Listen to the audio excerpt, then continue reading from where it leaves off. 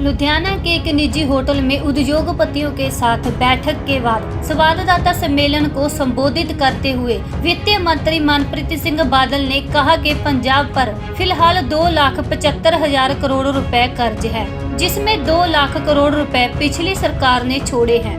हालांकि कांग्रेस के नेतृत्व वाली सरकार ने राज्य की प्रवृत्ति स्थिति में काफी सुधार किया है और अब कर्ज की गति भी धीमी हो गई है। इस दौरान मनप्रीत बादल ने और क्या कहा, आओ सुनते हैं। सब थोड़ी इजाजत नाल ते थोड़ी मर्जी नाल आशु जी, संजय साहब, मेयर साहब, सर आपकी इजाज़त से आज तो कोई तकरीबन 10 दिन कबल मैं टैक्स डिपार्टमेंट का कलमदान संभालिया सी और टैक्स डिपार्टमेंट और जिहड़े टैक्स पेयर्स है पंजाब दे, मैं अगले 10 दिनों दे विच जिथे चाहे वो अमृतसर है, लुधियाना, जलंधर, मोहाली, बठिंडा, मैं तकरीबन सारे सेंटर्स दे विच जाके जो टैक्स पेयर्स दे मसले मसाइल है, जो उन्हां दियां मुश्किल है, कोई उन्हां दे खदशे है, वो 3-4 किस्म दे है। एक तो खदशे है जिहड़ा कि अज तो 4-4.5 साल पहला जिहड़ा वैट का निज़ाम सी, वैट का निज़ाम खत्म हो गया, फिर GST का निज़ाम शुरू हो गया, पर तकरीबन 50,000 बंदे की वैट असैसमेंट जिहड़ियां है वो अजे भी पंजाब सरकार की टैक्स प्रणाली दे विच फसियां हुई हैं। तो एक तो वो मसला जिहड़ा है बड़ा वड्डा उभर के आ रहा है कि टैक्स पेयर नूं अजे भी टैक्स महकमे के दफ्तरां 'च पेश होना पैंदा है और मैनू ये भी खबर मिली है कि उत्थे उन्हां दी हरैसमेंट हुंदी है। दूसरा है कि GST के जिहड़े मसले मसाइल है और खास करके लुधियाने की इंडस्ट्री उहदे च जिन्हों इन्वर्टेड टैक्स स्ट्रक्चर कहते हैं, कुछ टैक्स के रेट जिहड़े है उन्हां च अनोमलीज आ गई हैं जिहदे नाल जिहड़ा उन्हां दा कंपटीशन है उन्होंने अनफेयर एडवांटेज मिल जाती है। टैक्स की इंटरप्रटेशन की है, उन्होंने समझ नहीं आ रही कि टैक्स की कह रहा है, वो टैक्स की इंटरप्रटेशन किवें होवे। GST का जिहड़ा निज़ाम है टैक्स रेट दे विच रैशनलाइजेशन लैके आइए।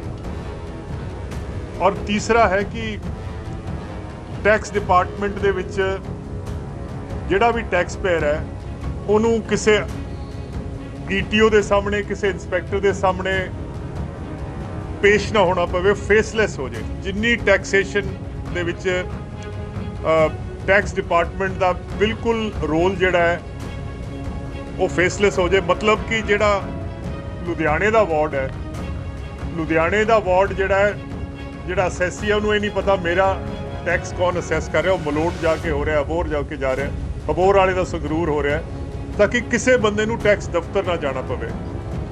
मोबाइल विंग जिहड़े है स्टेट दे उन्हां दी जिहड़ी हरैसमेंट है वो खत्म होवे और जिहड़ा टैक्स कलैक्शन है वो डेटा एनालिटिक्स नाल, वो डेटा इंटैलीजेंस दे नाल इकट्ठा होवे। सो ये सारियां मुश्किलां, इस तो इलावा टैक्स तो इलावा जिहड़ी इंडस्ट्री दी होर मुश्किल है, चाहे वो बिजली बोर्ड के एतबार नाल है, खा वो कोई इन्हांसमेंट दे इन्हां दे केस है उन्हां दे एतबार नाल है, या कोई इत्थों दा लुधियाने दे फोकल पॉइंट है उन्हां दे इंफ्रास्ट्रक्चर की गल है, कुछ लोकल गवर्नमेंट दे ते जिहड़े साडा अर्बन अफेयर उन्हां दे बाईलॉज की गल है। वो सारियां मैं पिछले 2-2.5 घंटिਆਂ 'ਚ और मेरे नाल इंडस्ट्रीज़ मिनिस्टर गुरकीरत सिंह कोटली साहब, वो भी असी इकट्ठे सी, सारे MLA वगैरह सी, आशू जी, ये सारियां मैं चीज़ां समझ लियां और अगली कैबिनेट मीटिंग दे विच ये सारे मसले जिहड़े है जिन्हों पंजाबी च कहंदे है कपड़ छान, threadbare, this will be discuss threadbare.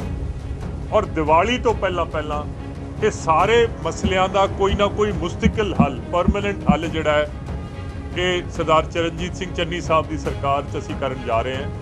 मेरा अज लुधियाने आउण दा यही मकसद सी कि ये सारे जिहड़े मामलात है, जिहड़े पंजाब की इंडस्ट्री नूं, पंजाब की इंडस्ट्री तेज़ी नाल वध सके, कारोबार का पहिया तेज़ी नाल चल सके, कारखाने ਦੀਆਂ उदास चिमनियां 'ਚ एक बारी धुआं फेर निकल सके और ਜਿਹੜੀਆਂ बहारां ਪੰਜਾਬ ਤੋਂ ਰੁੱਸ ਕੇ ਚਲੀਆਂ ਗਈਆਂ ਸੀ ਉਹ ਬਹਾਰਾਂ ਪੰਜਾਬ ਦੇ ਵਿੱਚ ਇੱਕ ਵਾਰੀ ਫੇਰ ਲੌਟ ਕੇ ਆਉਣ।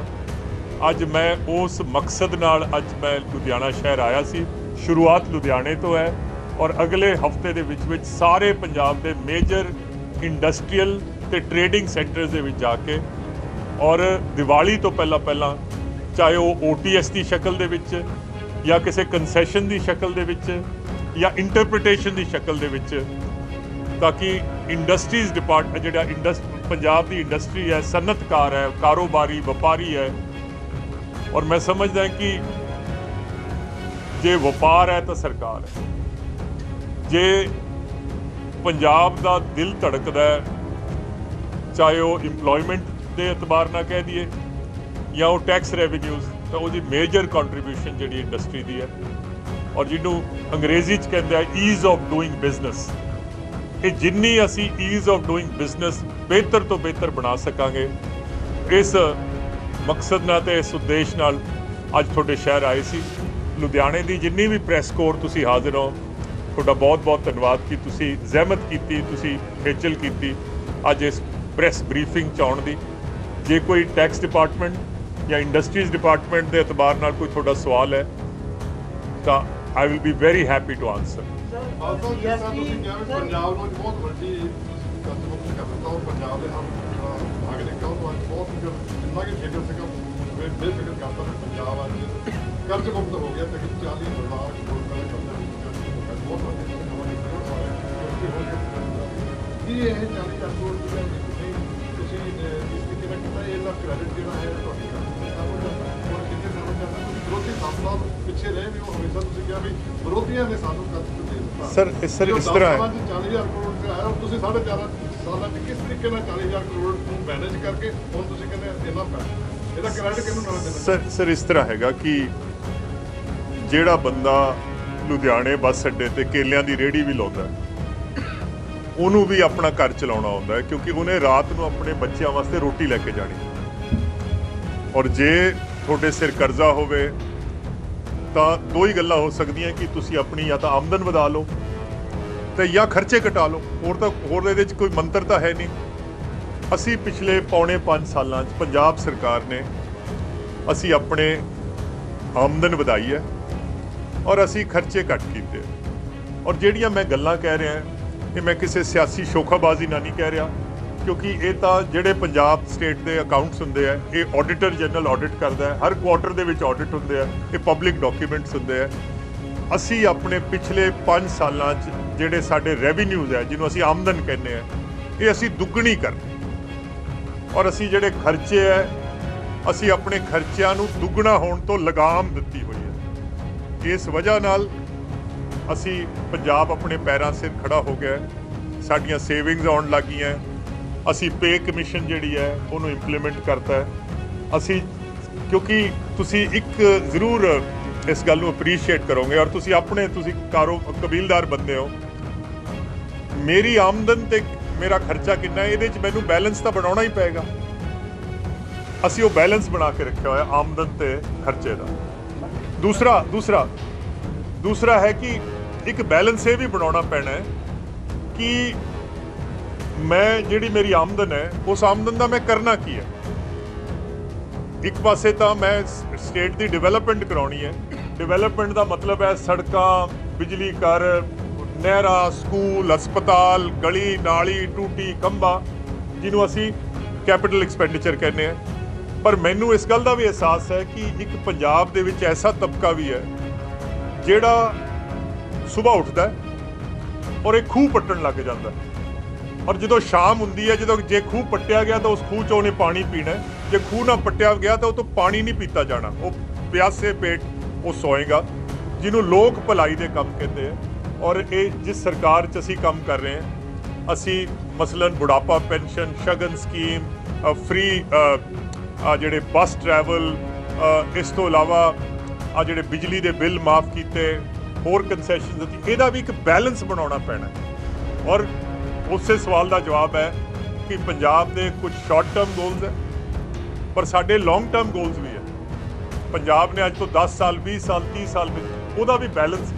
ਸੋ ਥੋੜਾ ਜੇ ਮੈਂ ਸਵਾਲ ਦਾ ਜਵਾਬ ਦੇਵਾਂ, ਇੱਕ ਬੈਲੈਂਸ ਬਣਾਉਣ ਦੀ ਕੋਸ਼ਿਸ਼ ਕੀਤੀ ਔਰ ਇਹ ਵਜ੍ਹਾ ਹੈ ਕਿ ਪੰਜਾਬ ਅੱਜ ਫੇਰ ਅਸੀਂ ਸਾਡਾ ਕੋਈ ਓਵਰਡਰਾਫਟ ਹੈ ਨਹੀਂ, ਅਸੀਂ ਕਿਸੇ ਦੀਆਂ ਦੇਣਦਾਰੀਆਂ ਨਹੀਂ ਦੇਣੀਆਂ ਔਰ ਅਸੀਂ ਇਸ ਹੈਸੀਅਤ ਤੇ ਔਕਾਤ 'ਚ ਆ ਗਏ ਹਾਂ ਕਿ ਅਸੀਂ ਲੋਕਾਂ ਨੂੰ ਖਾਸ ਕਰਕੇ ਲੋਕ ਭਲਾਈ ਦੇ ਕੰਮਾਂ 'ਚ ਅਸੀਂ ਕੰਸੈਸ਼ਨ ਦੇਣ ਲੱਗੇ। ਆਪ ਬਤਾइए। पीटीए न्यूज के लिए लुधियाना से टिंका जट की रिपोर्ट।